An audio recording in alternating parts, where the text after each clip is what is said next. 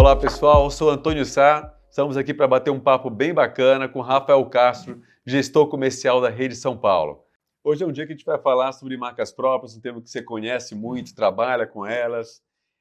Primeiro eu gostaria que você contasse para a gente a sua trajetória no varejo, que é uma trajetória de longa data, então conta aí para a gente tudo que você já aprontou no mercado de varejo. Vamos lá. Então, comecei minha trajetória no Walmart, no departamento de importação, cuidava da parte de perecíveis.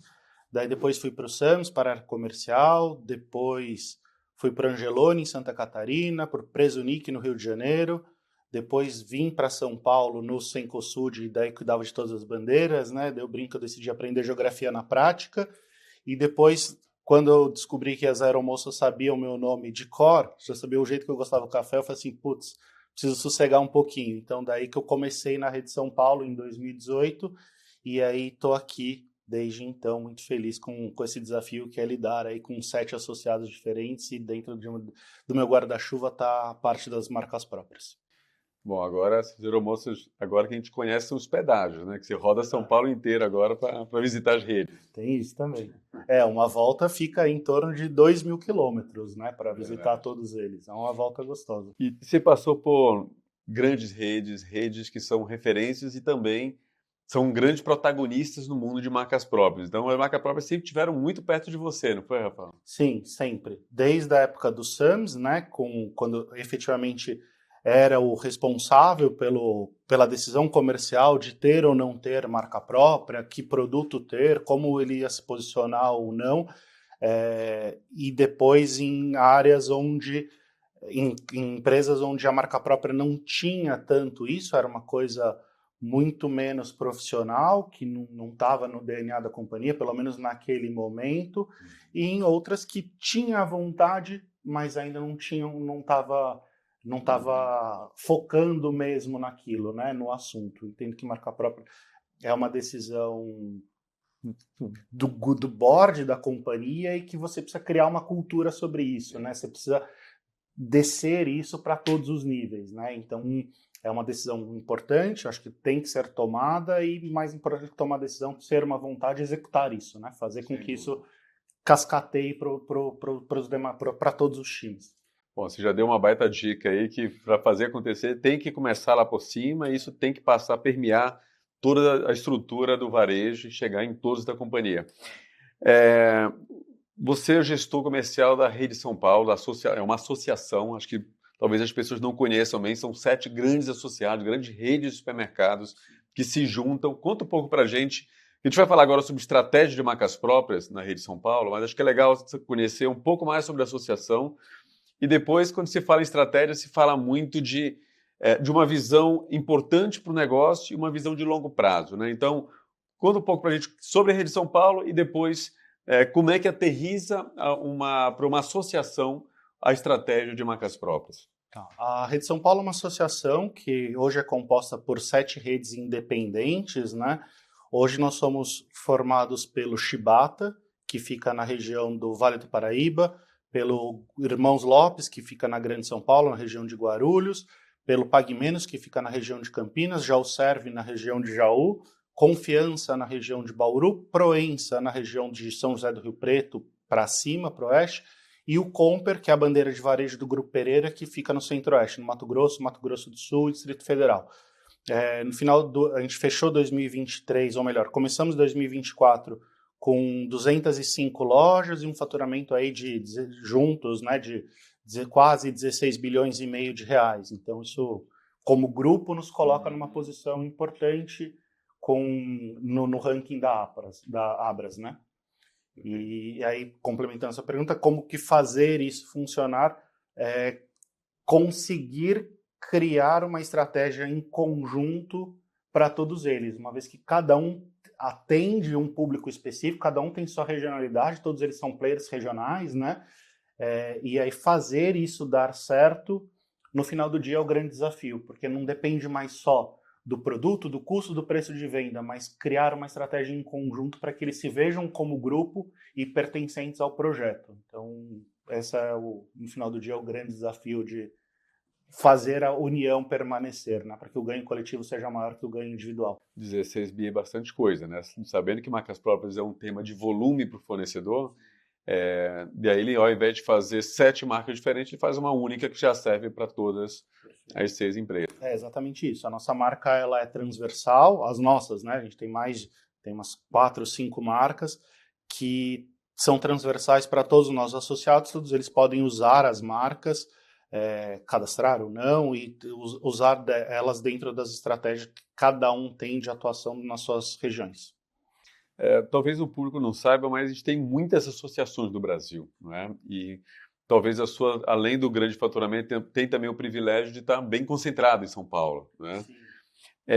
E quando você pensa nos ganhos e nos benefícios, né, que vai ter para os associados por fazerem parte da Rede São Paulo, por terem suas próprias marcas, você consegue ministrar talvez os 3 maiores que dizem assim, olha, esses 3 pontos aqui são muito relevantes para esses associados que vão ganhar com marcas próprias. Tá. O primeiro grande ponto foi exatamente esse que você falou. Então, juntos nós somos fortes, né? Nós temos volume, isso facilita a gente ter acesso a fornecedores, aos volumes mínimos de produção, essas coisas todas, e a escala que faz com que a gente tenha custos competitivos e, consequentemente, a gente consiga transferir isso para o consumidor, né? E isso é um ponto muito importante, não é o mais importante, porque o mais importante é que o produto tenha qualidade e preço competitivo, porque isso vai garantir a recompra, vai garantir que o cliente volte, né? E uma vez que ele goste do produto e volte, ele só encontre na nossa loja, eu brinco que a gente cria um problema que só a gente consegue resolver, né? Porque senão, o sabão em pó Omo você encontra em qualquer lugar. Agora, o sabão Uni, você só encontra nos nossos associados. Essa é a verdadeira fidelização, né? Porque ele vai ter que voltar na sua loja. Né? Exato. Essa é a ideia, né? Esse é o cerne do desenvolvimento. É como que eu consigo construir um produto que seja muito bom, que o cliente consiga reconhecer qualidade e perceba a vantagem econômica. Uhum. A gente não está num momento muito bom da economia, então a diferença de preço versus marcas importantes faz diferença no bolso do consumidor, faz com que ele leve ou mais produto ou que ele tenha uma economia no real por quilo, real por litro. Então, nosso volume de compra em conjunto é muito bom, então facilita com que a gente tenha acesso a grandes empresas, facilita que a gente tenha volume para gerar produção, escala, e isso, consequentemente, faz com que a roda gire, né? A gente tem produto bom, custo bom, preço de venda bom, consequentemente clientes satisfeitos, varejo satisfeito, que está vendendo mais, está vendendo melhor, com margens melhores, e aí é um ciclo virtuoso. Perfeito. E Rafael, se a gente puder olhar a história, a marca própria no Brasil é muito recente, a gente está falando de poucas décadas, mas nessa história, acho que primeiro se teve marcas próprias, depois uma preocupação muito com qualidade, depois com marcas, né? Criar marcas relevantes. E Uni já tem um protagonismo muito forte, porque está em muitas categorias, existe uma comunicação que vocês fazem. E muito além de ter essa marca relevante, se fala, isso é comum na Europa, de trazer inovação. E a pergunta para você é fácil, essa pergunta, viu? É fácil inovar? Dá para inovar em marcas próprias? Esse é um caminho que a Rede São Paulo escolheu para ela? Dá para inovar, fácil não é, mas dá para inovar sim. E eu acho que esse é um grande valor que normalmente o varejo usa pouco da marca própria, né? Como você falou, a marca própria é algo relativamente novo e a gente tem um histórico do time comercial do varejo de ser muito dependente da indústria, né? A gente está muito, e aí eu falo porque eu sentei durante muito tempo na cadeira de gestor, de comprador, de gerente comercial. Então, assim, é muito fácil você receber a indústria e ela vem com um pacote pronto para você. Ó, esse é o produto, esse é o custo, esse é o preço de venda regular, você vai vendendo na promoção por esse preço, você vai fazer 2 anúncios na televisão por mês, vai fazer assim, assim, assado. O que você faz? Nada. Você espera o resultado acontecer. Só que o grande problema é que quando você faz isso é que você não faz poeira, você come poeira, né? O inverso da marca própria é que por a marca ser sua, você consegue fazer poeira. E aí entra a parte da inovação, da diferenciação. O grande ponto é que daí você é uma criancinha pequena, é um nenenzinho. Você tem que pegar e cuidar, olhar o tempo todo o tempo, com muito cuidado. Então você Dá para desenvolver? Dá. A gente tem alguns ótimos exemplos de. Dá alguns exemplos para a gente aqui. Um item que é um caso de sucesso, que vende super bem, é a nossa batata chips de 400 gramas, que a gente briga aí com o gigante da PepsiCo, né, com Ruffles, Lay's, essas coisas todas, e a gente já bateu eles. Em muitos dos nossos associados, a gente vende ela mais do que esses salgadinhos. E no começo os associados falam assim, poxa, mas a gente vai brigar com a Alma Chips? Assim, vamos, por que não? O produto é bom, o produto tem um preço bom, tem competitivo, a qualidade, essas coisas todas, vamos oferecer, vamos tentar. Foi fácil? Claro que não. A gente tem como melhorar? Tem um monte de desafio, mas o resultado já veio. Isso é muito... E o resultado foi tão bom que a gente fez com que a PepsiCo se movimentasse para os nossos associados. Sim. Então, que antes a gente tinha um índice de preço de 102%, caiu para 98%. Então, a PepsiCo se movimentou. Alguns dos nossos associados, o time da PepsiCo nem ia atender. Agora vai todo mês para lá, ou senta toda semana, já fecharam o JBP que antes não fechava. Então a gente fez com que o item marca própria fosse um tubarão, literalmente um tubarão no aquário de uma categoria onde no mercado ela representa cerca aí de 80% do share da categoria. Com a gente ela fica na casa dos 65%. Isso é muito interessante, porque esse é um dos papéis da marca própria, né? Ele traz o protagonismo para o varejo, uma dependência menor dos fornecedores e um poder comercial maior. Então, a gente ouve muito isso de varejistas que dizem, olha, tal fornecedor nunca vinha negociar uma Black Friday comigo, nunca vinha trazer algo diferente, e finalmente eles estão aqui comigo por conta de verem minha marca ganhando market share aqui dentro, né? E algum produto que vocês lançaram que não era comum na categoria, ele trouxe algum diferencial, alguma coisa que o cliente diz, poxa, isso aqui é legal, nunca testei, e vou levar para casa alguma inovação que vocês colocaram em linha? A gente lançou há relativamente pouco tempo para o mercado alimentar, é uma novidade, né? Então a gente lançou uma linha de vitaminas que na farmácia tem em todo lugar, e daí a pergunta dos donos é a seguinte, mas a gente nunca trabalhou com vitaminas, a gente vai vender vitaminas? Eu falei assim, quem não tem uma farmácia, pelo menos um quarteirão das nossas lojas, ou mesmo dentro das nossas lojas, lá eles não vendem vitamina? Não. Então os nossos clientes estão comprando. Agora, farmácia vende desodorante, farmácia vende chocolate, farmácia vende quase todos os itens que a gente vende. A gente não vai tentar vender nada do que eles vendem? Então, é simples, claro que não. É acostumar o cliente a comprar um produto em um novo lugar. Mas tem dado certo? A gente tem melhorado as vendas, sim, mas ainda é uma coisa pequena. Ou uma outra categoria que a gente está desenvolvendo é o que a gente está chamando de limpeza concentrada, que são produtos de limpeza em cápsulas e pastilhas, onde você deixa de transportar e armazenar basicamente água, né? E isso custa muito, e daí a gente pode falar de frasco, caixa de papelão, transporte para lá e para cá, para levar o princípio ativo numa cápsula, como se fosse uma cápsula de café, ou numa pastilha, como se fosse uma pastilha de vitamina C. Então você simplesmente dilui isso em água, tem um produto de melhor qualidade do que as marcas tradicionais que a gente conhece, por um preço muito mais barato. E você não transporta, você não fica carregando peso na sacolinha, você não gasta espaço do seu armário e tem um produto tão bom quanto. E, Rafael, falando em trazer algo diferente para o mercado, vocês fizeram um programa que é um grande sucesso e eu fico super feliz. Eu sou torcedor do varejo, torcedor da Rede São Paulo. É bacana quando você embrulha algo e oferece muito valor para os clientes. E vocês conseguiram fazer isso através do projeto chamado Safra Mundo. Projeto Safra Mundo. Eu adoraria que você comentasse com a turma aí o que é esse projeto. E é todo composto por marcas próprias, né? Então, conta pra gente, inclusive com uma comunicação super boa, agregando valor até na comunicação para os clientes. Conta pra gente o que é o Safra Mundo. Tá. Safra Mundo é um selo de curadoria que nós temos para a categoria de vinhos, e aí a gente decidiu criar esse selo porque seria muito menos difícil criar esse selo do que fazer campanhas individuais sobre as marcas, né, sobre cada um dos rótulos.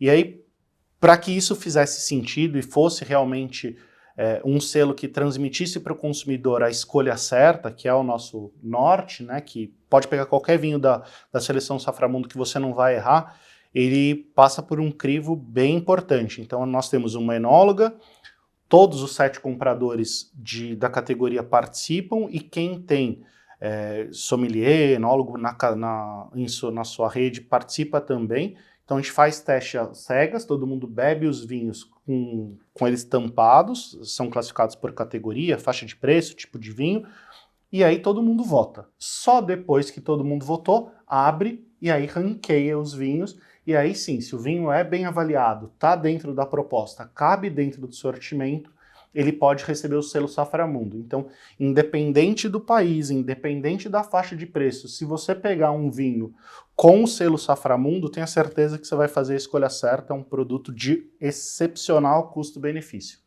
E vocês conseguiram fazer toda uma comunicação em cima disso, né? Para engajar clientes, inclusive. Aí cai no outro desafio, né? Que não adianta nada só nós do lado de cá conhecermos a nossa metodologia, saber que isso é bom, que é uma escolha boa, que o produto é bom. A gente precisa comunicar isso para o consumidor. Então, como todos os compradores participam, eles já têm isso de que o projeto, né, de que o selo realmente entrega para o consumidor um produto muito bom. Então, para fazer tudo isso dar certo, nós temos, né, junto com vocês, o time da Amit, uma pessoa exclusiva de marketing que nos ajuda a criar campanhas. Então tem campanha de verão, campanha de inverno, campanha de primavera, campanha de Dia dos Pais, Dia das Mães. Então a gente sai só daquele calendário de queijos e vinhos, que é super comum, para fazer vários outros festivais onde a gente coloca a Saframundo como protagonista na categoria, mostrando para o consumidor origens, preços, tipos de vinho, para que a gente consiga atender todo mundo dentro, aí, entregando no final do dia, que é o mais importante, um ótimo custo-benefício. Legal. Muito legal essa história.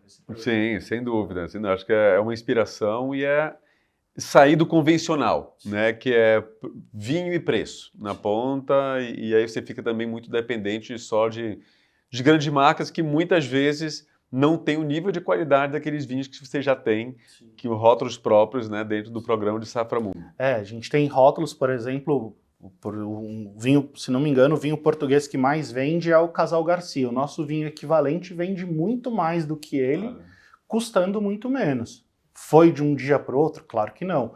Foi uma construção o tempo todo mostrando, vamos expor aqui, vamos fazer isso, a estratégia é essa, vamos promocionar, vamos ensinar o consumidor, vamos ensinar ele a experimentar e ele perceber que o produto realmente entrega. E interessante que os vinhos de entrada, que são os vinhos baratos, eles não entram no Saframundo.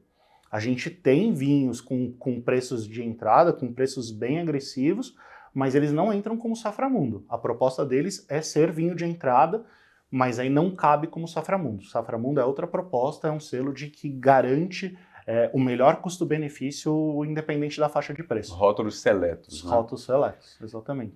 Você falou há pouco de fornecedores e é uma associação que tem 7 diferentes associados, cada um numa região diferente, né, com seu próprio escritório. Eles também têm uma conversa direta com os fornecedores, fazem pedidos direto para os fornecedores. Como engajar esses fornecedores, né? Como fazer com que eles sejam grandes parceiros da Rede São Paulo? Projeto de marca própria, numa relação varejo, vou chegar na parte da associação, mas varejo e fornecedor é uma relação que tem que ser construída a 2 mãos. Tem que ser um compromisso dos dois, tanto do varejista em favorecer e estimular aquele fornecedor, e daí não é só de dar espaço, mas é de cuidar de detalhes como que tipo de embalagem, qual a caixa de transporte, favorecer na parte logística, exposição e tudo mais, para que você consiga ter custos, menores custos e consequentemente repassar isso para o consumidor e absorver com margens maiores. Quando a gente vai para uma associação onde são 7 gestores, isso se complica um pouco mais, mas o compromisso de fazer dar certo acaba que potencializa um pouco o lado do fornecedor e um pouco o lado nosso, da associação, onde nós somos um pouco mais protagonistas no sentido de vamos fazer isso dar certo, ao mesmo tempo fortalecendo, fazendo com que os compradores, né, se sintam, façam parte do desenvolvimento, se sintam donos, se sintam partes do projeto, para que eles peguem aquilo como sendo deles, porque no final do dia a marca é deles, não é minha, não é do fornecedor. Essa é outra grande vantagem, né? Eu tenho que desenvolver um produto que seja bom para o cliente final. E se aquele fornecedor não está entregando, eu posso trocar de fornecedor para entregar. Então essa é a grande fortaleza do varejo. Preciso ter um fornecedor bom, produto bom, mas eu posso trocar de fornecedor se preciso for. Então se a gente garante essa confiança, tem esse elo de confiança com o consumidor final, é importante que a gente tenha esse elo com o fornecedor que a gente escolheu para fazer isso também. E aí volta naquele ponto de vamos desenvolver um produto bom, vamos pensar que tipo de embalagem a gente vai usar, se vai usar caixa de papelão ou não, como que vai transportar, que tamanho de caixa, qual a exposição, para que a gente diminua custos indiretos, para que a gente seja mais competitivo o tempo todo, seja mais barato para o consumidor final e que a gente tenha mais margem. E vocês têm, Rafael, vocês fazem muito bons festivais, né? Acho que isso é uma marca da Rede São Paulo, que se traduz no fortalecimento das marcas de vocês, né? Isso certamente também é uma ferramenta de engajamento do fornecedor, né? Como é que isso funciona? Esse ano, 2024, é o nosso terceiro festival, né? A gente tivemos aí casos de fornecedor que crescemos aí 400%, na média do festival de 2023 para 2022, nosso crescimento foi na casa aí de 80%, período versus período, e o grande ponto é que no festival a gente começa a atuar, nós como associação, numa ponta onde nós atuamos normalmente pouco, que é o ponto da operação, que é o ponto da loja. Então, quando a gente faz o festival, a gente não se preocupa só na negociação do fornecedor, do preço do produto ou no preço da promoção, que aí isso envolve efetivamente o time comercial, mas a gente faz os nossos workshops com os times de operação, com o gerente de loja, com o diretor de operação, para contar a história da marca própria, por que a marca própria existe, quais são os diferenciais, que aquela marca é dele, então ele tem que olhar, tem que tomar cuidado, tem que garantir a exposição, e isso evidentemente se transforma, né, em um momento que é o festival, que é de 30 de agosto a 15 de setembro, agora em 2024, onde tem todo um movimento que o varejo se veste do Festival Unidos pela Economia, tal como se fosse um aniversário. Então, é um desafio interessante, tem dado certo. Isso provavelmente engaja muitos fornecedores também, né, de uma forma. Eles veem resultado, né, com 80%, chegando a 400%, é incrível. Exato. E esse é o ponto bom, esse é o copo cheio, né? Porque se você cresce 80%, se você cresce 400%, a gente evidencia o potencial. E aí, aquela coisa, beleza, se a gente cresceu 400, a régua sobe, né? Sim. Então, evidentemente que no período do festival, isso é muito interessante, que a gente já tem histórico de 2 anos, se antes a gente vinha numa média de 10, no festival vai para 30, a gente cai, depois cai, mas cai para 20. Já vai para o outro patamar. A gente sobe de patamar. Parte de um outro patamar. Então, a gente teve isso em 2023, que foi no passado, e tivemos em 2022, que foi o primeiro ano do festival. Então isso é muito interessante, porque vai mostrando de forma numérica e categórica para todo mundo que o cliente gosta, que o cliente topa, experimenta, conhece e continua recomprando, que é o mais importante, né? Vender uma vez é muito fácil, vender a segunda, a terceira, a quarta, a quinta é sempre muito mais difícil. Aí sim, a preocupação que a gente precisa ter com qualidade dos produtos. Legal. Você que já está acompanhando o mercado há tanto tempo, né, onde marcas próprias está inserido, quando você considera todos os fatores, capacidade de fornecedores, envolvimento de varejistas, adoção pelo próprio cliente final, e enxergando os varejistas regionais com protagonismo tão grande através da Associação Rede São Paulo, qual é a sua perspectiva que você está vendo aí para marcas próprias nos próximos anos? Eu vejo com crescimento, entendo que é um caminho sem volta. Quem perceber que ser o dono, ser o gestor, né, tomar o produto marca própria como o protagonista, como o produto que vai fazer poeira dentro da categoria, vai ter um resultado significativo, não só porque ele fideliza um cliente, traz ele de volta para a sua loja, mas porque ele coloca pressão na indústria, então ele tira de você. Não é que tira, mas diminui a necessidade que você tem do investimento da indústria. Então, você ganha de todo jeito. Você ganha com o seu produto, você ganha criando um problema que só você resolve para o seu consumidor e, ao mesmo tempo, você fala para as outras indústrias, eu dependo menos de você.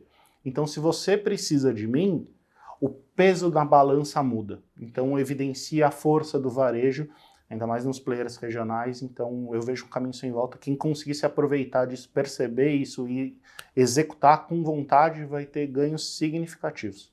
Você falou tudo aí, fidelização. Hoje não está fácil a gente fazer com que o cliente volte na nossa loja e não ir para N outras opções que ele tem, inclusive do e-commerce, né? De fazer uma compra em qualquer outro lugar, uma loja de conveniência, por aí vai. A gente vê o varejo, por muitas vezes, fazendo da mesma forma as coisas comercialmente, da mesma forma como ele fazia há 10, 20, 30 anos atrás, né? E a gente está vendo um mundo muito moderno, onde tecnologia tem um protagonismo muito grande para potencializar, para que a gente possa fazer melhor aquilo que a gente já faz. Quando a gente pensa em marcas próprias, há 30, 40 anos atrás, se eu quisesse fazer marcas próprias, eu teria que pegar o telefone, ligar para alguém, receber um e-mail, receber uma planilha. Como é que você vê nesse cenário como tecnologia pode ser um aliado ao desenvolvimento e na gestão de marcas próprias? Como é que você vê o mundo evoluindo com tecnologia, ajudando a potencializar ou melhorando tudo aquilo que a gente já vem fazendo há algum tempo? Acho que o primeiro grande ponto que você trouxe é que o varejo está acostumado a lidar de um jeito, né? Mas quando a gente sai da cadeira de comprador e vai para a cadeira de consumidor, a gente já não compra mais como a gente comprava há 5, 10, 15, 20 anos atrás, né? Então, ninguém olhava preço na internet há 5, 10, 15, 20 anos atrás. Hoje não, hoje a gente faz assinatura de produto para receber em casa e tá super tudo bem. Então, acho que o primeiro grande desafio é tentar pensar como consumidores, tirar esses fantasmas que são tão fortes no varejo, e sobre a tecnologia é algo que está aí. A gente precisa olhar para isso para desenvolver. Então, tem que olhar os dados que as empresas de informação trazem, olhar para os nossos relatórios de venda, de performance, para ver quais tipos, e aí não é olhar o dado, né? É transformar o dado em informação e falar assim, o que meu consumidor efetivamente quer? Né? E não falar assim, vou fazer aqui porque esse daqui está vendendo mais. Pode até ser que sim, mas essa venda desse produto nessa categoria é o que vai me sustentar. Então, é importante olhar para toda essa enxurrada de dados, de informação que a gente recebe, filtrar e tentar canalizar para as escolhas mais assertivas. E aí, escolhas de plataforma, empresas, clientes, fornecedores que já estão inseridos facilita muito, né? Então, tem que tomar cuidado com isso. Você tocou num assunto super interessante, o quanto que os dados podem nos trazer informações para direcionar nossas tomadas de decisões, né? E você falou um pouco de plataforma, é muito da nossa visão, né, do quanto que ela pode tornar todo o ecossistema de marcas próprias muito fácil no relacionamento, no contato, na gestão de um desenvolvimento de um produto, por exemplo, né? Esse contato fornecedor-varejo. Mas, falando na parte de dados que você mencionou, o quanto que essas informações ajudam a um comprador na ponta a uma tomada de decisão mais fácil, né? Onde ele vai ganhar margem, onde ele vai ganhar venda, etc. Ou tomar decisão ou tirar um pouco do medo, né? Para apostar, porque daí entra na parte da inovação, né? Inovação é você colocar o pezinho onde você nunca tinha colocado. Então, olha, os dados estão isso, antes era assim, agora está indo para cá, vamos tentar, vamos ver. E fazer isso com a sua marca é uma das fortalezas da marca própria, né? Você pode testar. Você vai pegar uma gigante e falar assim, faz isso para mim? Assim, não dá, né? Os volumes são desproporcionais de grande. Então, essa é a vantagem. Então, tem um caminho legal para fazer sobre isso.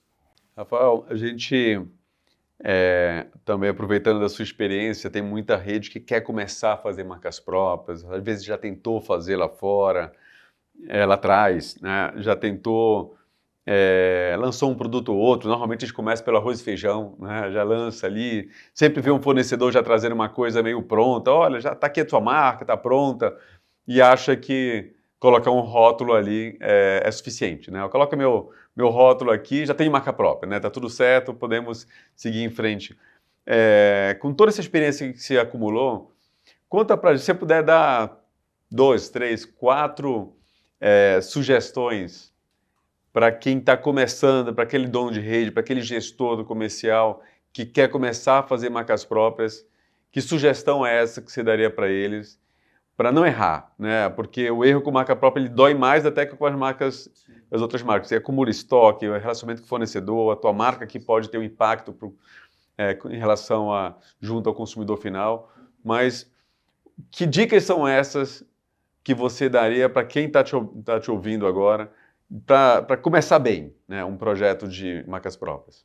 A primeira coisa é não coloca seu nome em qualquer embalagem. Não é simples assim, né? Parece, né? Quando a gente olha uma embalagem na gôndola do supermercado, muitas vezes as pessoas imaginam, mas é só colocar o nome e tá tudo certo. Não, tem muita ciência, tem muito estudo, tem muito tempo para trás investido em chegar no porquê daquela embalagem, no formato, no tipo de embalagem, na disposição das cores, dos elementos, essas coisas todas. Então, entrar na categoria, né, investir na marca própria é uma decisão dos executivos, né, do board da companhia.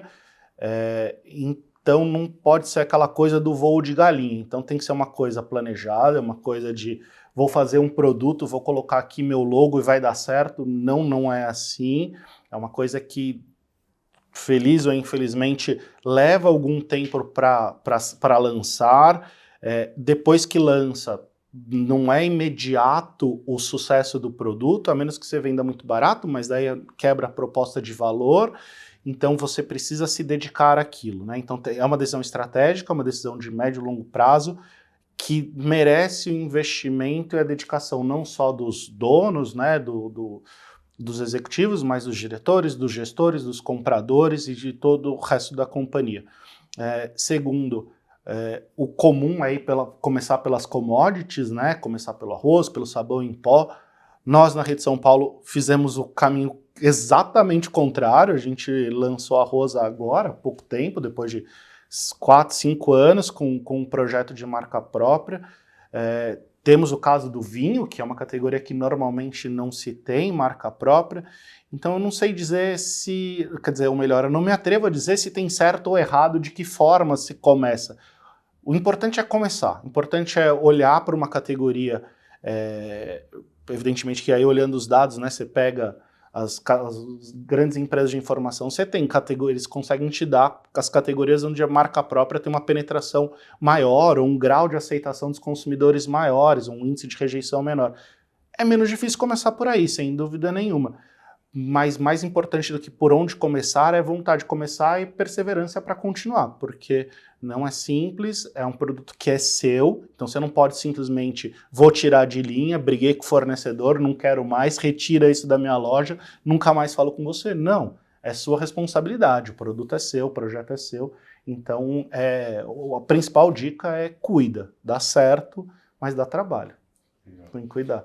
Muito bom. E você eu ia pedir algumas dicas do que, olhando para a turma lá, falando, não faça isso. E você já deu uma dica agora, né? Aquele negócio de brigou com o fornecedor, do dia para a noite, tira de linha. Não é bem assim, né? Então esse já é um ponto que, ou seja, se é para ter uma relação, se é para desenvolver, é uma relação de longo prazo, é uma relação profunda, né? Que tem que ter os dois muito envolvidos e construindo não só a relação, mas construindo um projeto para dar certo na ponta. Que outras dicas você diria para a turma aí? Não faça. Nossa, não faça.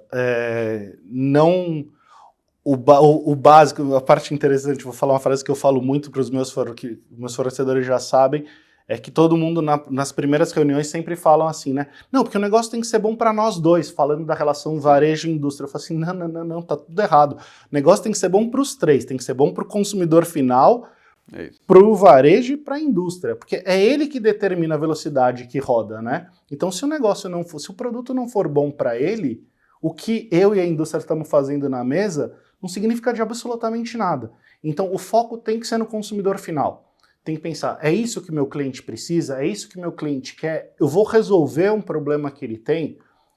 Fazendo isso, fica muito menos difícil. Se for uma coisa de, só porque eu quero, só porque a indústria quer, dá para acontecer? Dá, mas é mais difícil. Sim. Então, e aí da relação, né, é estabelecer, escolher muito bem os fornecedores, e aí não escolha simplesmente por conta da sua relação comercial com ele, escolha por conta da capacidade técnica, capacidade produtiva, qualidade dos produtos, e aí não é, esse produto é gostoso ou não é. Não, análise técnica mesmo, é pegar o produto, mandar para o laboratório, fazer uma ficha técnica, saber direitinho qual que é o produto que você está entregando para o seu consumidor, é você cuidar mesmo, é você ter certeza do produto que você vai vender. Então, é pensar, desenvolver ou não, mas desenvolver o produto com o seu fornecedor. E aí sim, entregar o que o seu cliente quer, né? Muito bem. Pessoal, conversei aqui com o Rafael Castro, gestor comercial da Rede São Paulo. Rafael,